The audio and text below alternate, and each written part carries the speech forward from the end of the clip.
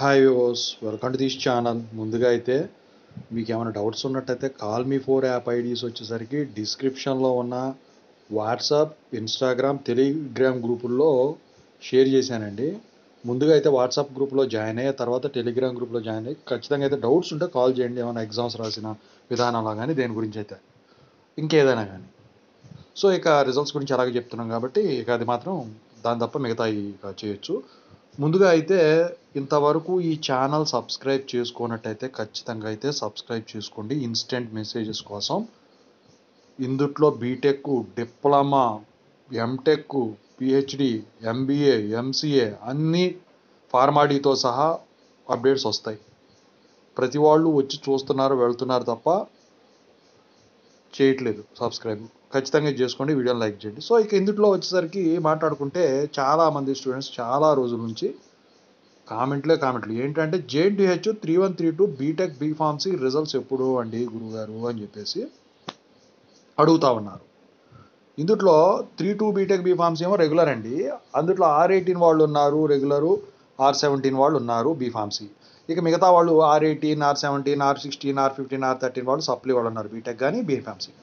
31కి వచ్చేసరికి R18, R17, R16, R15, R13 వాళ్ళు supply వాళ్ళు ఉన్నారు బీటెక్ కానీ బీఫార్మసీ కానీ. సో ఈ పేపర్ వాల్యుయేషన్ సంగతి ఏంటి, స్టార్ట్ అయిందా, ఎలా జరుగుద్ది పేపర్ వాల్యుయేషను అని చెప్పేసి అడుగుతా ఉన్నారు. నాకు తెలిసిన అప్డేట్ ప్రకారం చెప్తాను, ఓకేనా. సో ఇక రిజల్ట్స్ గురించి కానీ వేటి గురించి అయినా కానివ్వండి. అయితే ఇక ముందుగా నేను చెప్పేది ఏంటంటే డిస్క్రిప్షన్లో ఉన్న Telugu engineering education channel tips videos ఇవన్నీ ఉంటాయి. అది కానీ డేటా సైన్స్ కోర్స్ నడుస్తున్నటువంటి software courses work support channel కానీ ఖచ్చితంగా అయితే సబ్స్క్రైబ్ చేసుకోండి, మీకు ఉపయోగపడతాయి. సో ఇక టాపిక్లోకి వెళ్ళే ముందు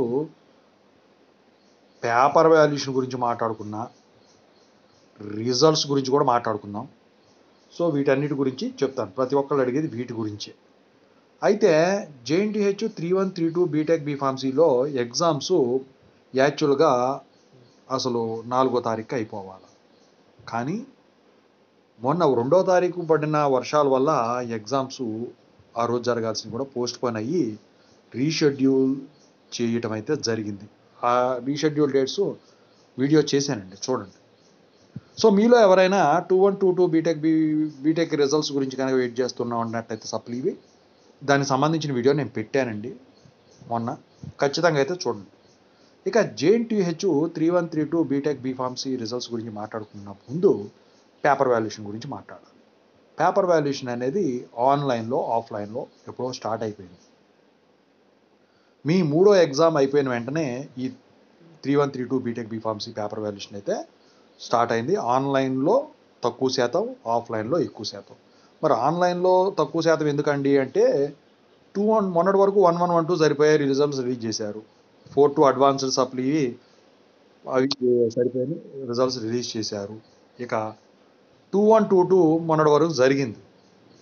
ఇప్పుడు ఇక ఆఫ్లైన్ వీటికన్నా ముందు అయిపోతుంది కాబట్టి ఇక 3132 అనేది ఆఫ్లైన్ ఎక్కువ శాతం స్టార్ట్ అయింది. ఆన్లైన్ స్టార్ట్ అయింది, ఇక పూర్తి స్థాయిలో కూడా స్టార్ట్ అయిపోతుంది ఇది అయిపోయినాక. ఇక పేపర్ వాల్యుయేషన్ ఎలా జరుగుతుంది ఏంటి అని మాట్లాడుకోబోయే ముందు అయితే సో రిజల్ట్స్ గురించి మాట్లాడాలి. రిజల్ట్స్ గురించి మాట్లాడాలంటే మీకు R18 వాళ్ళు రెగ్యులర్ వాళ్ళు ఉన్నారు బీటెక్ కానీ బీఫార్మసీ కానీ. 31 రిజల్ట్స్ పక్కన పెడితే అది పేపర్ వాల్యుయేషన్ అవ్వలేదు, 32 కూడా అవ్వలేదు.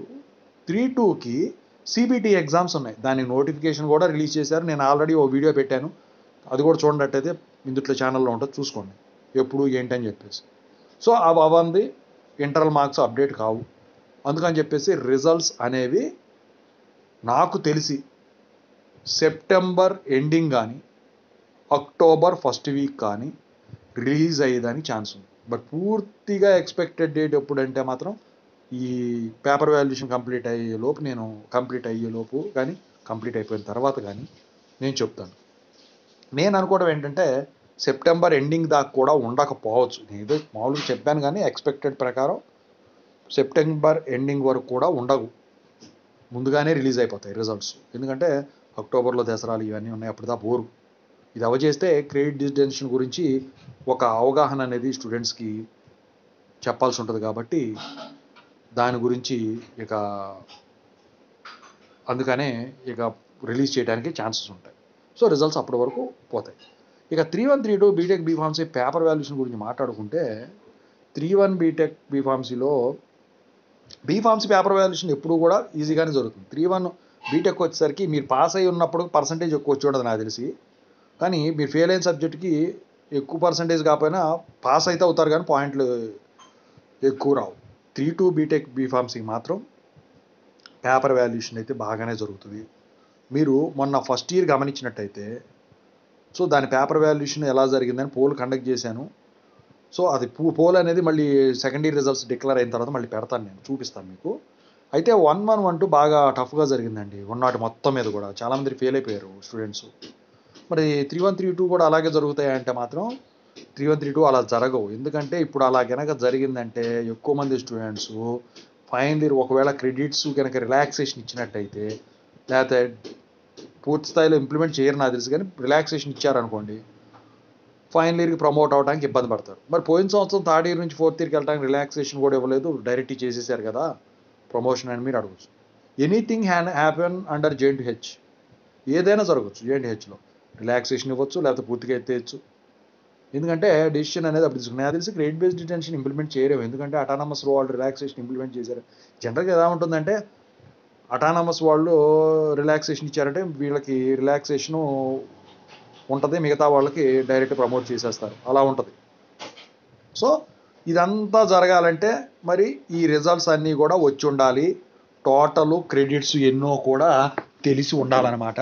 సో అందుకని చెప్పేసి ఈ రిజల్ట్స్ అనేవి డిక్లేర్ చేయటం వెరీ వెరీ ఇంపార్టెంట్. సో అందుకని చెప్పేసి ముందుగా అయితే ఈ రిజల్ట్స్ అయితే డిక్లేర్ చేస్తారు. పేపర్ వాల్యుయేషన్ కూడా ఇక నాకు తెలిసి అయితే మ్యాక్సిమం అందరూ పాస్ అయ్యే విధంగానే ఇవైతే ఉంటాయి.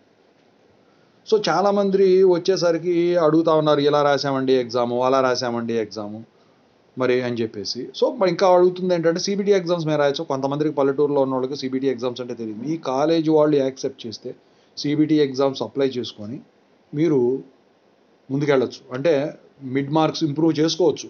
అది చాలామందికి తెలియదు ఆ విషయం. ఓకేనా? సో మీరు ఎగ్జామ్ ఎలా రాశారు, ఏ సబ్జెక్ట్స్ మీకు క్వశ్చన్ పేపర్ కష్టంగా వచ్చినాయి, అవి కామెంట్ రూపంలో తెలియజేయండి. మీరు ఎగ్జామ్ రాసిన విధానంలో మీకు ఏమన్నా డౌట్లు ఉన్నట్టయితే మీరు ఖచ్చితంగా అయితే కాల్మీ4 యాప్ ఐడీస్ అయితే యూజ్ చేసుకోవచ్చు డిస్క్రిప్షన్లో. ఖచ్చితంగా ప్రతి ఒక్కరు కూడా ఈ ఛానల్ అయితే సబ్స్క్రైబ్ చేసుకొని ఇన్స్టెంట్ అప్డేట్స్ కోసం వీడియోని అయితే షేర్ చేయండి. ప్రతి ఒక్కరు లైక్ చేయండి, చూసిన ప్రతి ఒక్కరు కూడా, లేకపోతే ఇది రీచ్ పెరగదు. ఓకేనా? సో అదే అండి, ఖచ్చితంగా అయితే లైక్ చేయండి, అందరూ కూడా మీకే ఉపయోగపడుతుంది. Thank you so much. Results వచ్చాక పోల్ కండక్ట్ చేస్తా, వీడియో పెడతా. Thank you.